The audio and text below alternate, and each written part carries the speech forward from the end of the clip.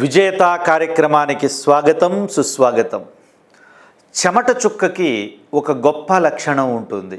అది ఈరోజు కాకపోతే ఏదో ఒక రోజు విజయం సాధిస్తుంది.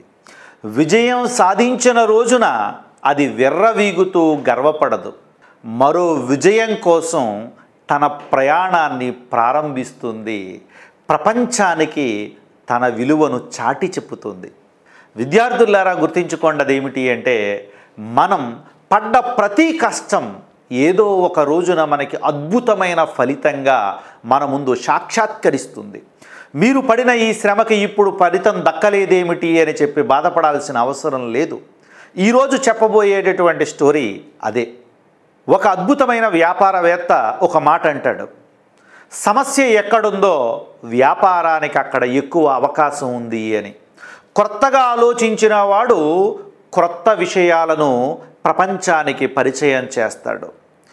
సమస్యలు ఎక్కడైతే ఉన్నాయో ఆ సమస్యలకు కొత్త కొత్త పరిష్కారాలను సూచించడం జరుగుతుంది.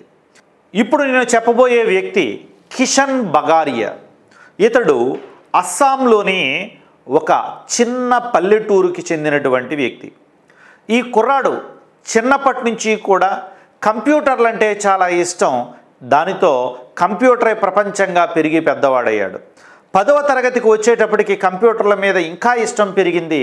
దానితో వాళ్ళ నాన్న ఒక కంప్యూటర్ కొని ఆ కుర్రాడికి ఇచ్చాడు. 10వ తరగతి పాస్ అయిన తర్వాత అందరూ ఇంటర్మీడియట్ జాయిన్ అవుతూ ఉంటే ఈ కుర్రాడు మాత్రం నాకు కంప్యూటర్ ఉంటే చాలు, కంప్యూటరే నా జీవితము అని చెప్పి కంప్యూటర్లో కొత్త కొత్త విషయాలు నేర్చుకోవడానికి తన దృష్టిని అంతా పెట్టాడు. అందరూ ఇంటర్మీడియట్లు అయిపోయి ఇంజనీరింగ్లు చేస్తూ ముందుకు వెళుతూ ఉంటే ఇతడు మాత్రం కంప్యూటర్లో కొత్త కొత్త అంశాల గురించి అన్వేషణ ప్రారంభించాడు. కొత్త కొత్త ప్రోగ్రాంలన్నీ నేర్చుకోవటం మొదలుపెట్టాడు. కంప్యూటర్లో కొత్త కొత్త కోర్సులను చేయటం మొదలుపెట్టాడు. వాళ్ళ అన్నయ్య ఇంజనీరింగ్ చేస్తుంటే వాళ్ళ అన్నయ్యకు వచ్చిన డౌట్లను కూడా కంప్యూటర్లో ఇతడు క్లియర్ చేస్తూ ఉండేవాడు. ఇలాంటి విపరీతమైనటువంటి నాలెడ్జ్ సంపాదించాడు. క్వాలిఫికేషన్ కేవలం 10th క్లాస్ మాత్రమే. కానీ ఇతడి యొక్క కంప్యూటర్ నాలెడ్జ్ ఇంజనీరింగ్ విద్యార్థిని దాటి వెళ్ళినటువంటి నాలెడ్జ్. ఇలాంటి తరుణంలో ఇతడికి ఒక కొత్త ఆలోచన వచ్చింది. అదేమిటి అంటే ఎస్ఎంఎస్లో వచ్చేటటువంటి టెక్స్ట్ మెసేజ్, వాట్సాప్లో వచ్చే టెక్స్ట్ మెసేజ్, ట్విట్టర్లో వచ్చే టెక్స్ట్ మెసేజ్, ఇలా అన్ని రకాల ఫేస్బుక్లో వచ్చే టెక్స్ట్ మెసేజ్, ఇలాంటి అన్ని మెసేజ్లను కూడా ఒక్కొక్క యాప్ ఓపెన్ చేసి చూడడము అనేటటువంటిది సమస్య.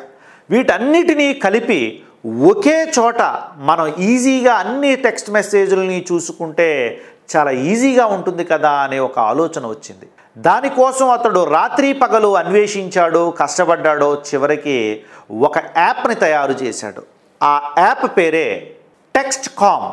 టెక్స్ట్కామ్ అనేటటువంటి యాప్ను తయారు చేసి ఆ యాప్ని అతడి యొక్క స్నేహితులకు పరిచయం చేశాడు. అది ఆ విధంగా ఎదుగుతూ ఎదుగుతూ అమెరికాలోని చాలా కంపెనీలను ఆకర్షించింది. చివరికి ఆటోమేటిక్ అనేటటువంటి కంపెనీ ఈ యాప్ని 416 కోట్లకు కొనుగోలు చేసింది. ఈ యాప్ యొక్క హెడ్గా ఈ కిషన్ని నియమించడం జరిగింది. చూడండి, అతడు దాదాపు ఒక 10-15 ఏళ్లగా పడినటువంటి శ్రమ. అందరూ చుట్టుపక్కల ఇళ్ల వాళ్ళు అందరూ కూడా ఇతడు ఏం చదువుతున్నాడు, ఏం చేస్తున్నాడు, ఎప్పుడు కంప్యూటర్ ముందే ఏడుస్తాడు అని చెప్పేసి అందరూ దూషిస్తూ ఉంటే అతడు దాన్ని ఏమీ పట్టించుకోలేదు. అతడు ఒక కొత్త అన్వేషణ కోసం నా ప్రయత్నం జరుగుతుంది, కొత్త విషయాలు నేను తెలుసుకుంటున్నాను, ఏదో ఒకటి నేను సాధిస్తాను అని చెప్పి శ్రమపడ్డాడు. అతడి యొక్క శ్రమ చుక్కలు అన్నీ కలిసి ఈ సంవత్సరం విజయం సాధించాయి. ఒక గొప్ప విజయం సాధించాయి. ప్రపంచం నివ్వెరపోయే విధంగా ఓ 10th క్లాస్ కుర్రాడు క్వాలిఫికేషన్తో తయారు కాబడిన ఒక యాప్ ప్రపంచం ముందు నిలబడి 416 కోట్లను సంపాదించినటువంటి యాప్ అయ్యింది. చూడండి విద్యార్థులారా, అంటే నువ్వు ఏదో ఒక రంగాన్ని ఎంచుకుని ఆ రంగమే నీకు ప్రపంచం అని చెప్పి నువ్వు భావించి దానిలో గనుక నువ్వు నిష్ణాతుడు అయినట్లయితే ప్రపంచమంతా నీ యొక్క ప్రతిభకు దాసోహం అవుతుంది, నీ పాదాక్రాంతం అవుతుంది. మీరు ఎంచుకున్నది ఏదైనా సరే, అది కాంపిటేటివ్ ఎగ్జామినేషన్స్ కావచ్చు, వ్యాపారం కావచ్చు, వృత్తి కావచ్చు, నువ్వు ఎంచుకున్నది ఏదైనా సరే దానికి నువ్వు ప్రాణం పెడితే నీకు ప్రాణం ఉన్నంత వరకు కూడా గుర్తుండిపోయే విజయాన్ని అది ఇస్తుంది. విద్యార్థులారా గుర్తుంచుకోండి, నీ ఆసక్తిని గనుక నువ్వు జీవితంగా మార్చుకుంటే ఇక నీ జీవితానికి ఎదురే ఉండదు.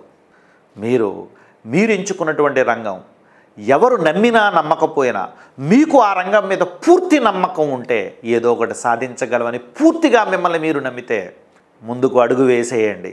దానిలో ప్లస్లో మైనస్లో చూడండి, మీరు ఎంతవరకు ముందుకు వెళ్ళగలరో చూసుకోండి. దానిలో దెబ్బ తగిలితే తట్టుకోగలిగే శక్తి నీకు నీ కుటుంబానికి ఉందా లేదా చూసుకోండి.